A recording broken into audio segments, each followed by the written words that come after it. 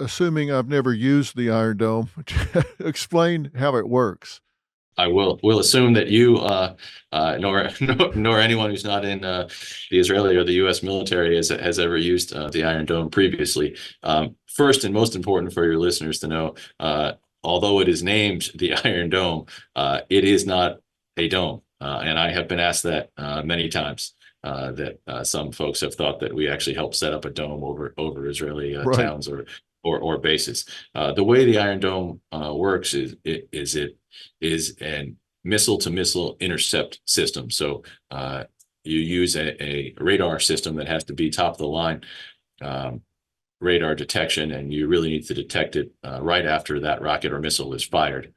And then it uses a very sophisticated computer and algorithm to calculate the trajectory of that missile. And obviously, anyone who's taken physics, even at a high school level, recognize that that's a very difficult calculation to make, given the speed Right. of the rocket and the unknowns of the atmosphere, wind or storms or otherwise. And then the way the Iron Dome works is that it fires its own rocket or interceptor missile, as it's called, to hit that first rocket in the air. And I would describe it as best I can in layman's terms as trying to shoot a bullet with another bullet in the air.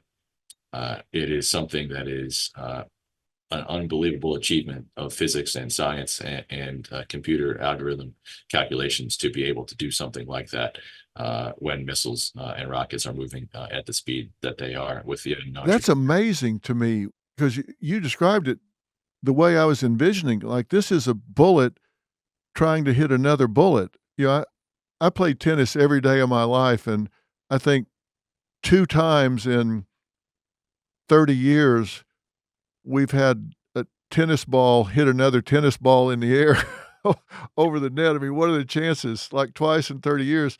And you guys had like a 99% hit rate, something traveling at God knows what speed up in the atmosphere. So the precision of this is staggering. It is truly impressive. I'm a tennis player myself, and I have not thought about it from that concept, other than to say this would not likely be able to be done by even the sharpest of the human sharpshooters. This is definitely something done by technology and the ability to calculate using the radar and the algorithm of trajectory of the missile. But it is truly an amazing feat of technology and science. Is it constantly adjusting en route?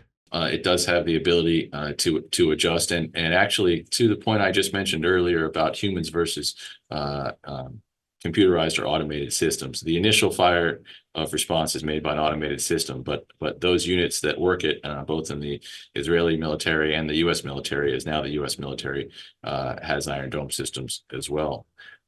It requires a team that will work it, and they could change it en route as well. And I just want to pause there for a second. As I mentioned, the United States acquiring its own Iron Dome systems to protect our troops.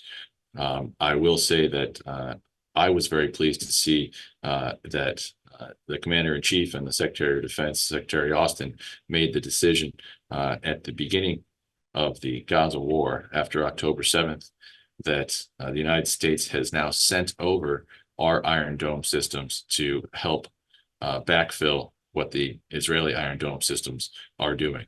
Wow. So they are able to use those as well, which is much needed because, if we were to talk about what one of the potential sense of how the Iron Dome would not be effective, and the answer is if you don't have enough to defend all of your cities, then the city that doesn't have one clearly doesn't get the benefit of it. And that's why the United States sending our Iron Dome systems to help the Israelis was so important.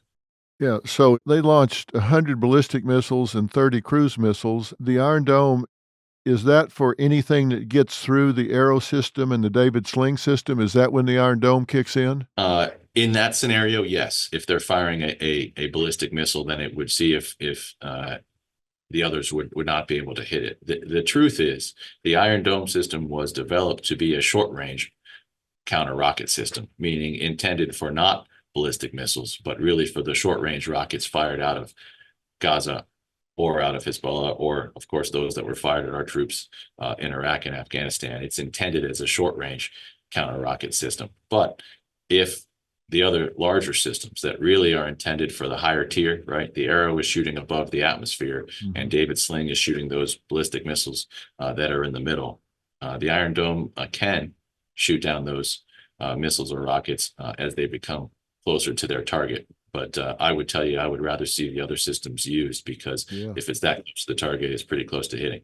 Yeah. What's the range on the Iron Dome? Is it like a 10-mile, 20-mile, 50-mile? So the range on the Iron Dome, they typically talk about it as a 75-kilometer range. The Yeah. Israelis using the kilometers there, so it's just about 40 miles. Wow. Yeah, you get a little nervous when they're getting that, because that's pretty fast.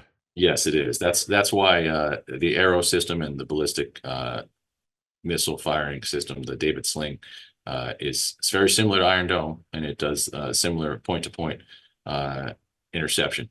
But it's used for those larger missiles, and that's why it was good to see it be effective on Saturday evening. But sorry to have to see it used. Yeah. Have they been using the Iron Dome system prior to this with missiles being fired out of Gaza? Yes, they have. First, going back to as early as 2011, when we first fielded the Iron Dome system. Unfortunately, it was not like systems of the past that we developed and did not see combat. The Iron Dome was used almost immediately after being fielded, and its success rate has continued to hold up over time in shooting down those rockets that are fired from Gaza. Having spent time traveling between the Pentagon and the Kiryat, which is the Israeli Ministry of Defense, during my time at the Pentagon, there were times when I was in Israel and rockets were fired at Israel from Gaza, and the Iron Dome intercepted them when we and our team from the Pentagon were there.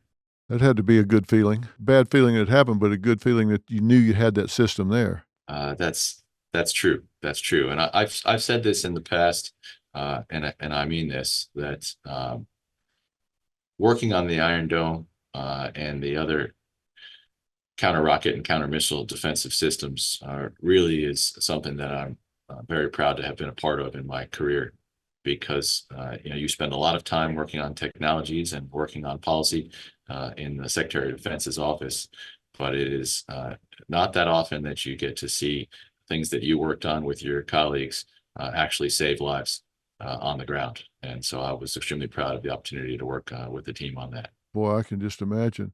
How about some of these other countries? Does anyone else, any of our adversaries, have anything that approaches the three-tiered system, defense system, like you've described with the Arrow and David Sling and Iron Dome? Are we up against anything of that sophistication with any of our adversaries? I would say the Iron Dome is certainly one of the most sophisticated technologies and arguably one of the best. And that would also include the Arrow and the David Sling system that the United States and Israel work on together. There are some systems that some of our adversaries have, to include the Russians, but I'd rather not go into Right. the type of system that they have. But I would just say that ours are likely more effective with better technology than those. That's good to know. What is likely to be the Israeli response to the Iranian attack? Good question. So first, I would say a question I've received since Saturday many times is, do I believe the Israelis should respond or retaliate to the attack?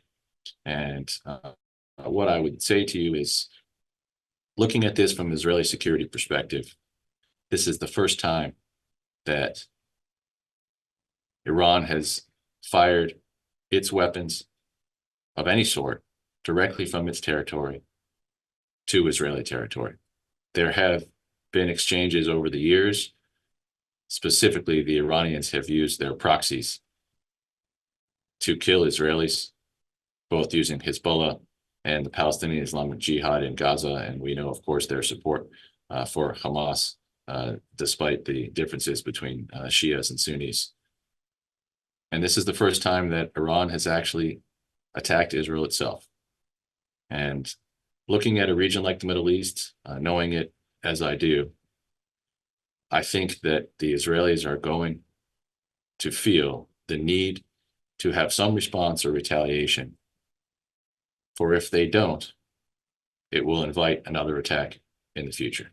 Now, you asked, what will that attack or response be? My sense is that the Israelis understand that we're not looking to start World War III. We are not looking to have a full-scale war with the Iranians. Certainly, the United States works very closely with Israel, as it did on Saturday, to shoot down those rockets and those missiles. But we're not looking to escalate into a war at this time. So what the Israelis need to calculate is, what type of response do they feel is necessary, would be effective at getting the message across that Iran should never, ever try anything like this again, shooting directly at Israeli civilians. But short of starting a response and a tit-for-tat attack that could lead to war with Iran.